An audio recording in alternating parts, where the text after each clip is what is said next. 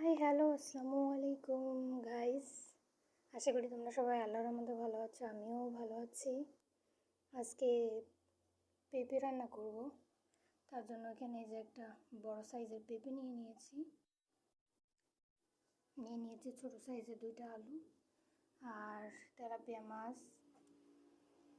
আর নিয়েছি পেঁয়াজ রসুন ব্লেন্ড করেছি আর কাঁচামরিচ পরিমাণ মতন 10-12টা নিয়েছি।